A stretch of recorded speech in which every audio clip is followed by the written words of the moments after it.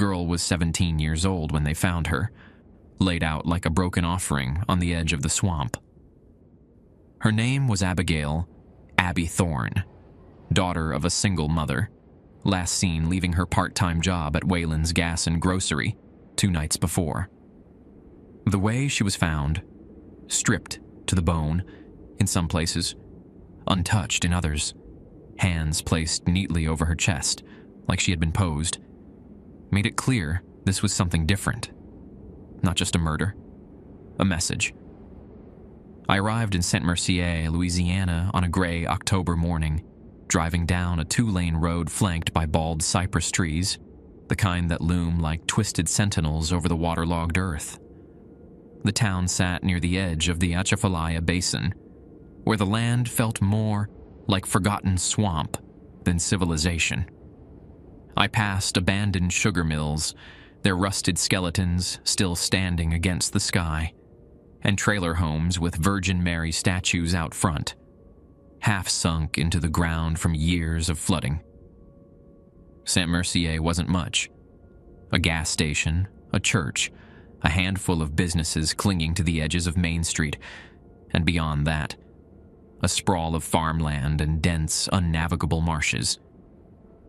The kind of place where people didn't talk to strangers, and the law was more of a suggestion than a rule. Sheriff Earl Duval, a man in his 60s with the kind of face carved by cigarettes and bad sleep, met me at the town's only diner. He pushed a black and white crime scene photo across the table. Abby Thorne, arms crossed over her bare chest, her eyes gone. "The crows?" I asked. He shook his head. "No crows touched her.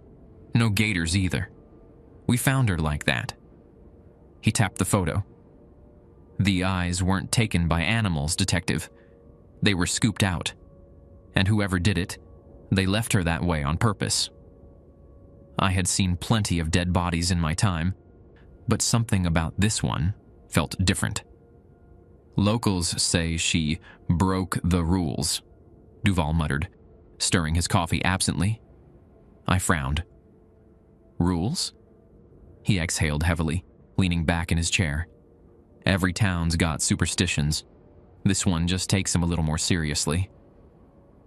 Before I could press him, the waitress, a gaunt woman with deep-set eyes who looked like she hadn't smiled in a decade, came by to refill our coffee. She didn't look at me as she poured, but her hand trembled slightly.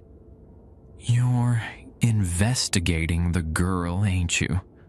she muttered, voice barely above a whisper. I nodded. She hesitated, then leaned in slightly. "You should go back to Baton Rouge, Detective. This town don't like it when outsiders start asking questions." I glanced at Duval, but the sheriff was suddenly real interested in his plate of eggs. Something was wrong here. The girl was dead. The town had rules, and whatever they were, I had the sinking feeling that Abby Thorne had broken one. The road leading to Abigail Thorne's crime scene was barely a road at all, just a stretch of packed dirt and gravel, winding through dense cypress trees, the branches so thick overhead they swallowed most of the daylight. Spanish moss hung like tattered curtains, swaying lazily in the humid breeze. The air smelled of wet earth and something else, something sour. Sheriff Duval drove in silence, his hands gripping the wheel like he was bracing for something. I watched the trees pass by, but I wasn't just looking at them. I was feeling them. Something about this place was off. The deeper we drove, the heavier the air felt. The silence wasn't just quiet, it was waiting. We finally stopped near an overgrown clearing, just a few yards away from the edge of an abandoned sugarcane field. A single stretch of yellow crime scene tape fluttered uselessly in the breeze. "She was found here?" I asked. Duval nodded, but didn't move to get out. I stepped out of the car first. The heat was thick, suffocating, and the smell of stagnant water clung to my skin. The grass was flattened, the soil still dark where the girl's body had been found. No footprints, no drag marks, just like someone had placed her there. Duval climbed out, clearing his throat. "Something I ought to tell you, detective," he muttered. I looked up. Folks in this town, they got ways of thinking, ways that ain't always modern. I studied his face. "Meaning?" He exhaled, then reached into his pocket, pulling out a small folded piece of paper. It was old, stained in places, like it had been passed through too many hands. I took it, unfolded it. Inside were rules. The laws of Saint-Mercier, to be followed without question. Rule 1. If you find a door in the woods, do not open it.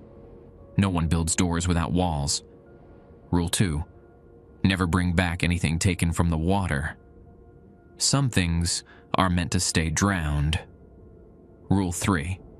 If you hear your name whispered from the cane fields, do not answer. It is not calling you. It is remembering you. Rule 4. On the first Sunday of every month, every house must leave an offering on the porch before midnight. It does not matter if you believe. It matters that it believes. Rule 5. There is a house at the end of Red Creek Road. No one lives there. No one ever has. If a candle burns in the window, do not look at it. If the door is open, do not go inside. Rule 6. If you wake up to the sound of someone moving in your home, do not search for them. They have already seen you. Rule 7. The missing do not return. If you see them again, they are not yours anymore. I looked up at Duval, half expecting a smirk, some kind of joke, but he just stood there, staring at me like he was waiting for me to understand. "What does this have to do with Abby?" I asked. He nodded toward the edge of the clearing. Beyond the tall grass, past the trees, the sugarcane fields stretched out like an ocean of green. I followed his gaze until I saw it. Something small, half hidden in the dirt. I walked closer, crouched down. It was a door, old, wooden, covered in faded carvings, and half buried in the ground. A door without walls. I turned back to Duval. Did she open it? His face was pale, his jaw tight. He didn't answer. But I already knew. Abigail Thorne opened the door. And something came through. I took photos of the door, brushing away dirt to get a better look at the carvings. They weren't just random scratches. They were symbols. Strange, looping marks that almost looked like letters, but not in any language I knew. The wood was warped, swollen with time, and there was no handle. It didn't belong here. I turned back to Sheriff Duval, who stood stiffly near the car, watching me like he didn't want to get any closer. "This was here before Abby died?" I asked. Duval hesitated, then gave a slight nod. "Far as I know." "You didn't think to mention it before?" Another pause. Then, quietly, "I didn't want to. I didn't push him. Not yet. Instead, I took one last look at the door before we left." The thought stayed with me as we drove back toward town. The road weaving through miles of flat, open land, past rotting barns and crumbling houses, places long abandoned, but still standing like silent watchers. I needed to know more about Abigail Thorne. Whalen's Gas and Grocery, last place. She was seen alive.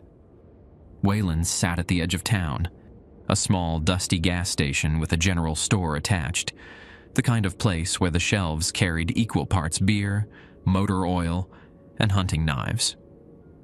The windows were clouded with age, the walls lined with old yellowing posters for church raffles and missing dogs. Inside, a thin, red-eyed girl at the register barely looked up when I walked in.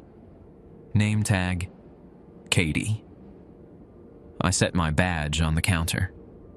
"You were friends with Abby?" She swallowed. "I worked with her." I nodded. "She came through here the night she disappeared?" Katie fidgeted, glancing toward the back of the store. like she was checking to see if we were alone. I leaned in. "Listen, I'm not from here. I don't care what stories people tell. I care about who killed your friend." She hesitated, then leaned forward, voice barely a whisper. She was scared. Scared of what? Katie's fingers trembled as she traced an invisible shape on the counter. "A week before she died," she said, Abby started saying she found something out near the cane fields. Said it wasn't right. She kept asking people about it, but no one would answer her. I could already guess what it was. The door. Katie flinched at the word. She wanted to know what was behind it. I stared at her, waiting. She swallowed hard. Then, she started talking about opening it. Something heavy settled in my gut. What happened next? Katie's gaze darted toward the door, like she was afraid someone would walk in. 3 nights before she went missing, she told me she had a dream. I frowned. What kind of dream? Katie licked her lips. Her voice dropped to barely a whisper. She saw something coming out of it. I felt a sharp prickle of unease at the back of my neck. And then... Katie's breath was shaky. She said when she woke up, there was dirt in her bed, under her fingernails, in her mouth, like she had already been there. A cold weight settled in my chest. She had opened it, whether she meant to or not. I turned back toward the door. I needed to get out there again, needed to see for myself, because whatever Abby had found, it wasn't done yet. The drive back to the crime scene felt different this time. Before, I had looked at it like a detective, examining evidence, measuring possibilities. Now, I was looking at it like Abby must have, like something was waiting there. I parked at the edge of the clearing, stepping out into the heavy, humid air. The trees swayed lazily in the breeze, the smell of damp soil and stagnant water thick in my lungs. The cane fields loomed just beyond the clearing, their green stalks rustling like something breathing. Duval wasn't with me this time. I preferred it that way. I walked to the spot where Abby's body had been found. The ground was still disturbed from where forensics had worked, but something else caught my attention. Footprints. Not hers. Bare. Large. Deep. Someone had been here after the crime scene was processed, or something. I crouched, running my fingers through the indentations. They were spaced too far apart. Too long. Like whoever, or whatever, had walked here wasn't moving like a person. A noise clicked in the trees behind me. I stood up fast, heart hammering. The forest was still, but the air had changed. Something was wrong. I turned slowly, scanning the trees. The door was still there, half buried in the ground, its carvings seeming darker now, deeper. A thin layer of dust had settled over it, except for one part. The center, where it had been touched. I stepped toward it cautiously, my boots crunching over dry leaves. The closer I got, the heavier the air became. It wasn't just the humidity. It was pressure, like the whole damn forest was holding its breath. I crouched beside the door, reaching out. My fingers brushed the carvings, deep grooves, too precise for age to have worn them away. And then I saw something else. Something small, wedged in the dirt near the edge of the door. A fingernail. I swallowed hard. It was chipped, torn at the edge, the tip stained dark. Dried blood. Abby's? No, the blood was fresh.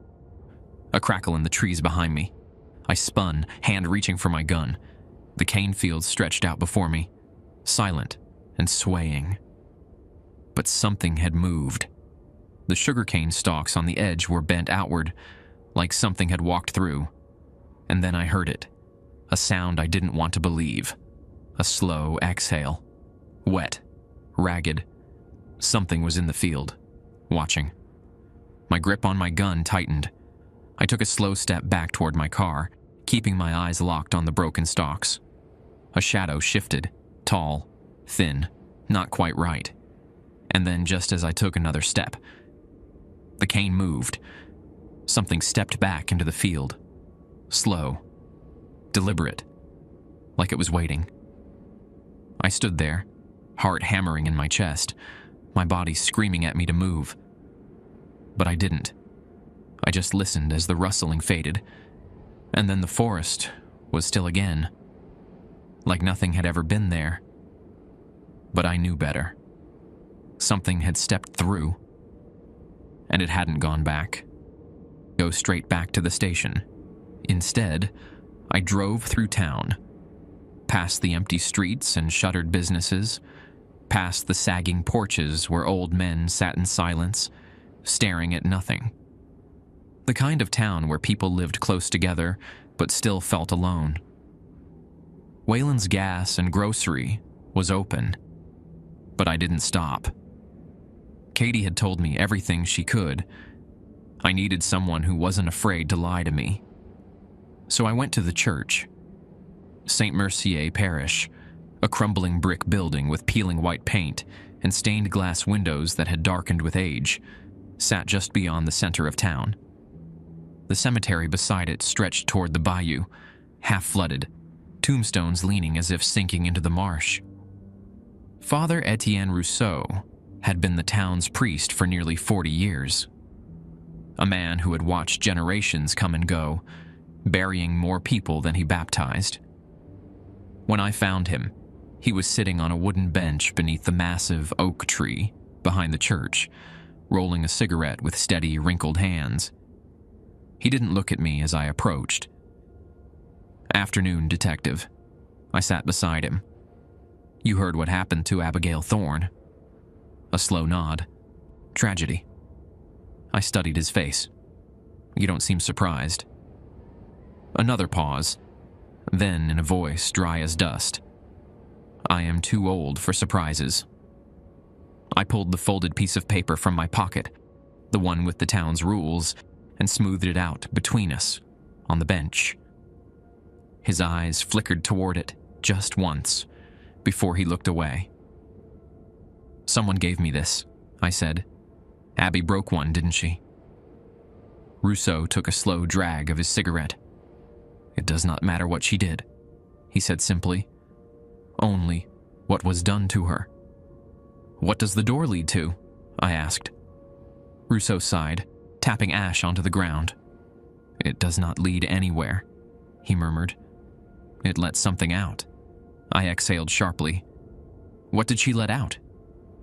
The old priest turned to me then, and there was something deep and tired in his gaze.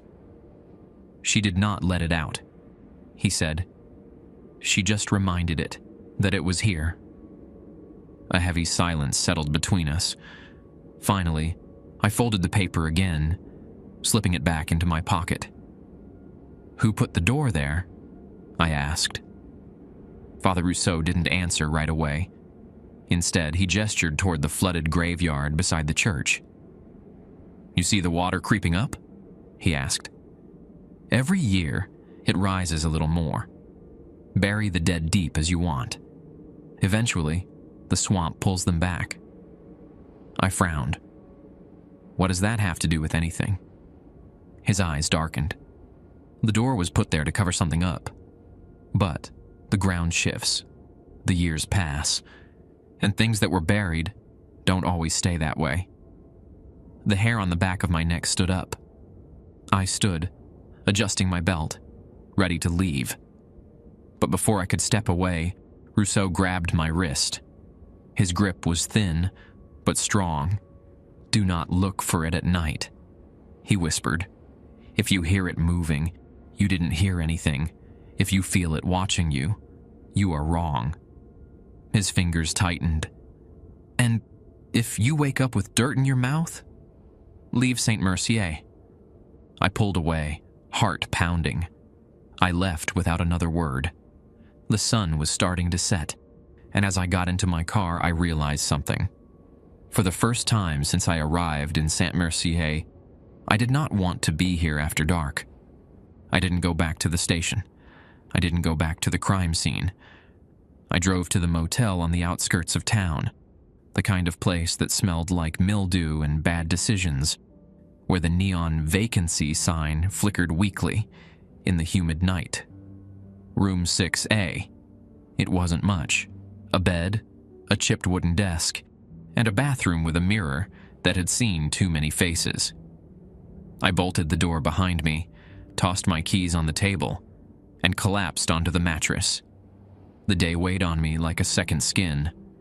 The crime scene, the footprints, the door in the woods, Father Rousseau's warning. If you wake up with dirt in your mouth, leave Saint-Mercier. I ran a hand over my face. I needed a drink. I needed to think. Instead, I stared at the ceiling, listening to the motel hum with its own strange life.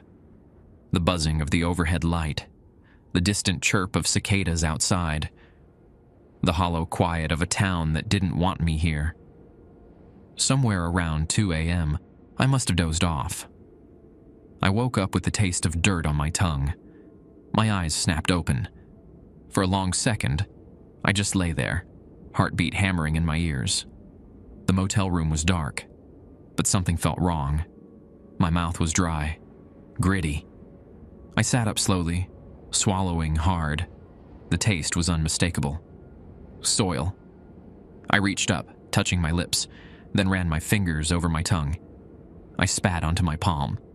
Dark flecks of earth. The motel was locked. No windows open. No way I could have brought it in. I swung my legs over the side of the bed, every muscle tense. The old wooden floor was cold under my feet. I scanned the room, pulse pounding. Everything looked the same. The chair, the desk, the crumpled sheets. Then I saw it. Something was wrong with the door. I stood slowly, moving toward it, hands clenched into fists. The doorknob was still bolted, but the wood was marked. A black handprint, smeared across the center of the door. Not a full hand, just 4 long fingers, like someone had pressed against the wood from the outside. But that wasn't what made my breath catch in my throat. The fingers were too long. I took a slow step back, heart hammering. The air in the motel room felt thick, too still. Something had been here. Something had touched my door. And as I stood there, staring at the mark, another realization crept over me, curling like a cold hand around my throat. The dirt in my mouth.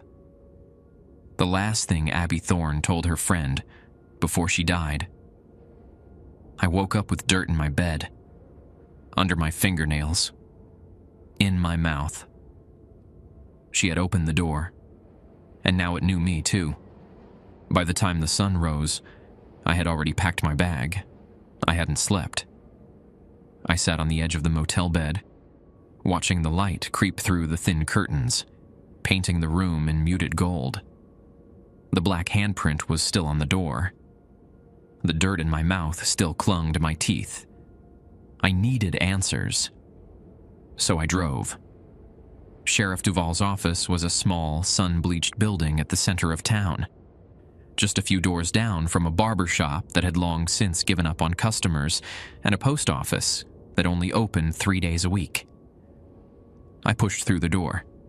Duval looked up from his desk, his eyes tired, bloodshot. "You look like hell, detective." I tossed a photo of my motel door onto his desk, the black handprint clear as day. His face didn't change. "I want to know who did this." He leaned back in his chair, rubbing his jaw. "Who says it was done by someone?" I exhaled sharply. "You trying to tell me it just appeared on its own?" Duval said nothing. I sat down, voice low. "This isn't just a murder, is it?" He shifted, like he was fighting himself. Then, finally, "You think this is the first time something like this happened?" My fingers curled into fists. "How Many. Duval's jaw tightened, more than I care to count. I leaned in. Abby didn't just break the rules, Sheriff. She uncovered something. Something you all know is real. His eyes darkened. And what exactly do you think you're going to do with that information? I didn't have an answer, because the truth was, I didn't know what the hell I was chasing anymore. I stood up. I'm going back to the door. Duval's face hardened. No, you're not. Something cold passed between us. Then I heard it. A car pulling up outside. Then another. I turned. Through the window, I saw 2 trucks parked in front of the station. 3 men climbed out, locals. They weren't here for small talk. I looked back at Duval. He sighed, rubbing his temples. "This ain't personal, detective," he muttered. "But you don't belong here." I knew that look. I had seen it in other places, in other cases. The look of a man who wasn't in charge of his own town anymore. I glanced back at the men outside. They weren't holding weapons, but they didn't need to. This was a warning. A final one. I grabbed my badge off his desk and walked to the door. As I passed Duval, he spoke one last time. "Go home." I stepped outside. The men didn't move, but their eyes followed me. Unblinking, unfriendly. I got in my car, turned the key, and I drove. Not out of town, not to the motel. Back to the woods, back to the door. Because whatever they were trying to hide, I needed to see it for myself. The drive back to the woods felt longer this time. The road was the same. Narrow, cracked, framed by sagging trees, heavy with moss. But the air had changed. It felt thicker, like it was pressing against the car, pushing me back. I didn't turn around. The town had made their threat clear. They wanted me gone. But I had to see. I pulled off onto the dirt path, killing my headlights as I rolled to a stop. The forest stretched out before me, dark and endless. The cane fields rustled in the breeze, whispering against themselves. The sun had almost set, and I had made the mistake of coming alone. I grabbed my flashlight and stepped out, boots sinking into the soft, damp earth. Every step toward the clearing felt like pushing against a current, like the very ground was trying to drag me back. I reached the tree line. The door was still there. Half buried in the dirt, its carvings darker now in the fading light. The ground around it was disturbed. Not just from me. Something had been here again. A thin trail of footprints leading from the door back into the cane fields. Deep, uneven, like someone had crawled their way out. The back of my neck prickled. I turned slowly, scanning the stalks. The light from my flashlight caught nothing but the endless rows of green. But I wasn't alone. I could feel it. I swallowed hard and crouched by the door, running my fingers over the carvings. The wood was warm, like it had been touched recently, or opened. A noise clicked behind me. I stood up fast, turning toward the field. The stalks shifted. Not the wind, not an animal. Something tall, moving. I lifted the flashlight. "Who's there?" The wind picked up. The cane groaned. Then I saw it. Not a person, not an animal. Something wrong. It stood just beyond the first row of cane, tall and thin, its arms too long, its head tilted slightly like it was listening. I couldn't see its face. Or maybe it didn't have one. My breath hitched. My body screamed at me to run, to move, but I couldn't, because it was already moving toward me. Not fast, slow, deliberate, like it knew I wouldn't leave, like it had been waiting for me. My legs unlocked. I stumbled backward, nearly tripping over the door. The thing stopped. Then it did something worse. It lowered itself, not like a person crouching, more like a puppet whose strings had been cut. its limbs bent wrong, folding in on themselves. And then, it reached out. Its fingers, too many fingers, dragged through the dirt toward the door. A sharp crack sounded in the distance. A gunshot. The thing jerked upright. Another shot, this time closer. I turned, heart hammering. Duval was standing at the tree line, shotgun raised. "Move, goddammit," he shouted. I didn't hesitate. I ran. The thing in the cane didn't follow. It just stood there, watching. Watching like it knew something I didn't. And as I ran back toward my car, the last thing I saw was its hand still resting on the door. Like it was waiting for someone else to open it. Like it wasn't finished yet. I left Saint-Mercier the next morning. Duval never said a word about what he saw. Neither did I. We just sat in his truck as the sun rose, drinking bad coffee and listening to the swamp breathe. It was understood. I wasn't staying. They let me leave. I drove past the abandoned sugar mills, past the houses sinking into the mud, past the town that had decided long ago that some things were better left buried. But that night, at a cheap motel an hour outside Baton Rouge, I woke up with dirt in my mouth. I sat up fast, heart hammering, spitting into my hands. Dark flecks of soil. Under my fingernails. In my teeth. The sheets were clean. The floor untouched. But I knew. I knew it hadn't let me go. For a long time, I just sat there, breathing. Then I checked the door. Locked. Bolted. But that wasn't what made me stop. On the wood just below the handle, a black handprint.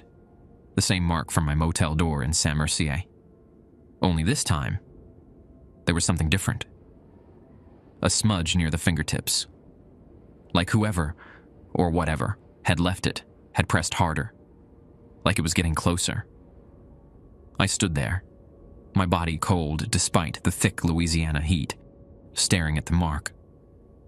And I realized something. I never saw Abby's body up close. I saw photos, reports, witness statements, but not her. Not what was left. I thought about what Father Rousseau said. The missing do not return. If you see them again, they are not yours anymore. Abigail Thorne had been found in the clearing, but had it really been her? Or had something else crawled through that door, wearing her name? I swallowed hard. Outside, the motel parking lot was quiet, but I didn't open the door. Because I had the terrible, sinking feeling that if I did, something would be waiting for me. Something that had been watching since I left. Something that wasn't finished yet. And this time, it might not let me go.